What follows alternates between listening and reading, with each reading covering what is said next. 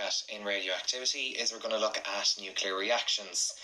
And our learning intentions for this video are to define what nuclear reactions are and to give examples, and to understand the difference between nuclear and chemical reactions.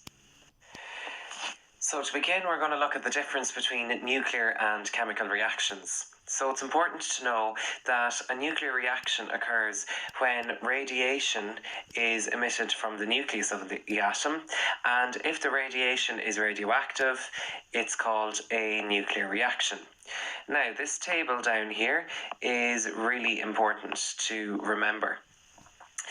If we look, you can compare chemical reactions and nuclear reactions.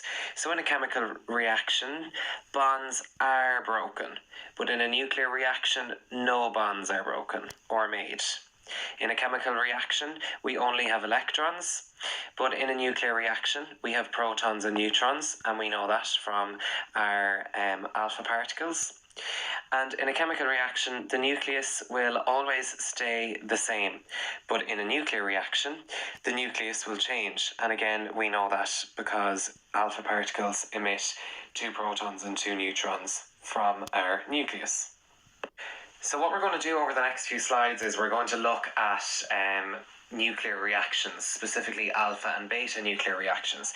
But before we do, it's important to revisit the structure of an element and what it looks like. So in an element, you have your chemical symbol here. It's usually 2 letters, and then you have your mass number and you have your atomic number. The atomic number is the number of protons, and I would always say that the atomic number is the smaller number.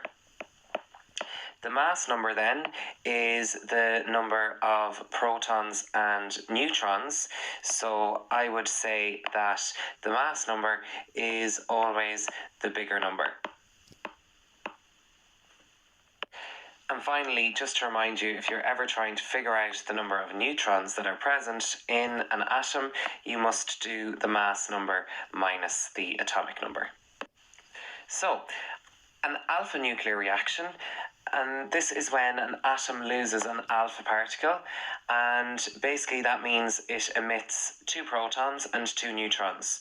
So it changes the element into a new element 2 places before it on the periodic table, and the atomic number decreases by 2 and the mass number decreases by 4. So if I start with an element X here, where M is the mass number and A is the atomic number, when a nuclear reaction happens, I should get X minus 2, indicating that the element moves 2 places before it on the periodic table. The mass number will decrease by 4 and the atomic number will decrease by 2. And to counteract this decrease by 4 and increase by 2, don't forget to add in your alpha particle, which is simply a helium nucleus. Now, if you check both sides of the equation here, you can see it's balanced because m minus 4 plus 4 will give you your M, and A minus 2 plus 2 will give you A. So these steps just summarise what I've done on the last slide. For an alpha nuclear reaction, decrease the mass number by 4, decrease the atomic number by 2, move the element 2 spaces to the left on the periodic table, and always ensure to include your alpha particle at the end. So let's complete an example here for chlorine. We can see that the mass number for chlorine is 35. We know that the mass number must decrease by 4 in an alpha nuclear reaction, so we have a new mass number of 31. With our atomic number, we know that it's 17 in chlorine and it must decrease by 2, so it becomes 15. And we know that chlorine must move 2 spaces to the left on our periodic table, so it will become phosphorus. So let's write this fully out.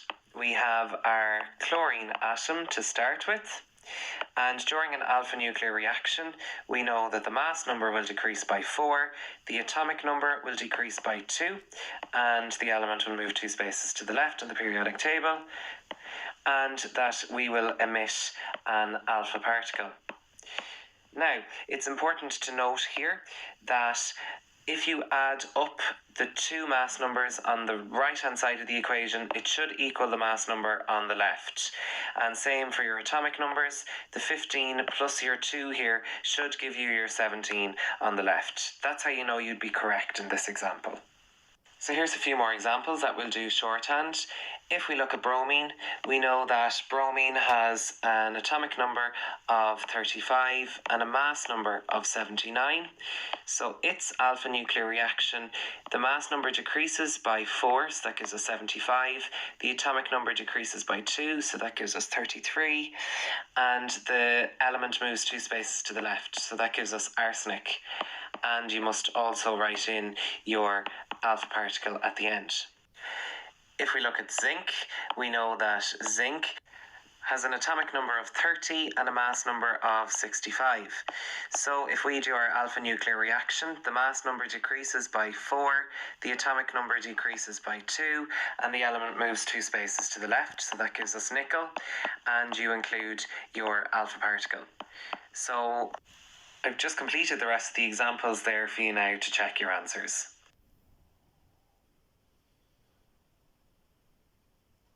So for a beta nuclear reaction, we know that we're going to lose a beta particle. And when we lose a beta particle, it changes the element into a new element that is one place after it on the periodic table. And this means the new element has one extra proton and one less neutron.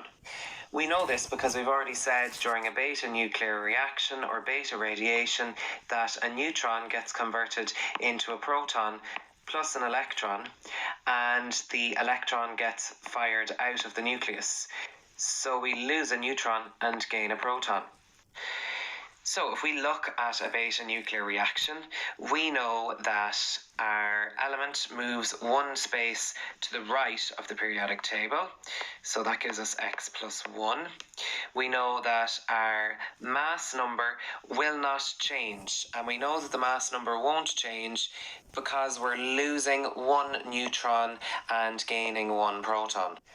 We do know that the atomic number will increase by 1 because the atomic number is the number of protons and we are gaining a proton. And it's very important that you always include your beta particle at the end of your equation. And like your alpha nuclear reaction, the sum of the mass numbers on the right hand side of the equation should equal the sum of the mass numbers on the left, and the sum of the atomic numbers on the right of the equation should equal to the sum of the atomic numbers on the left. So these are just the steps put into words. So the mass number stays the same in a beta nuclear reaction. You increase the... We know that cobalt has a mass number of 59, and we know in a beta nuclear reaction that the mass number doesn't change, so it will remain as 59. The atomic number of cobalt is 27, and we know that the atomic number will increase by 1 because we have gained a proton. We know that the symbol for cobalt will move one space to the right on the periodic table, so it will turn into nickel.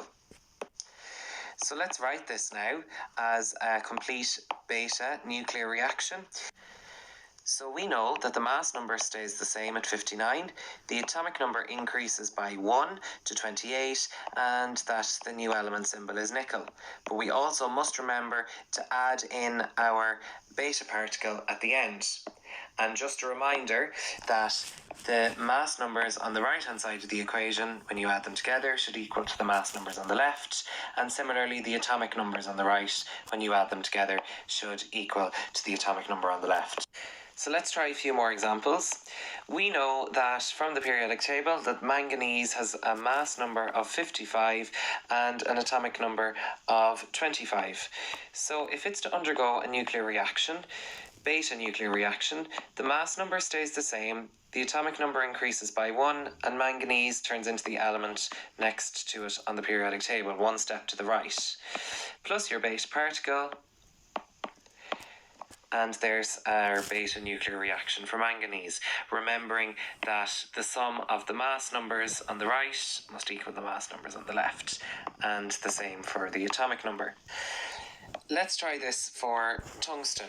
We know that tungsten has an atomic number of 74 and a mass number of 184. In a beta nuclear reaction, the mass number doesn't change, so it will remain as 184. The atomic number increases by 1, and the symbol moves one space to the right in the periodic table, so tungsten becomes rhenium. And you must include your base particle at the end. And again, another reminder, the sum of the mass numbers on the left must equal the mass numbers on the right, and similarly for the atomic numbers. So I've just completed the rest of those examples for you now. One of the most important tips to remember here, and it will really help you in exam questions, the sum of the mass numbers of the reacting nuclei should always equal the sum of the mass numbers of the product nuclei. And that is the same for the atomic number. So that's the end of this video.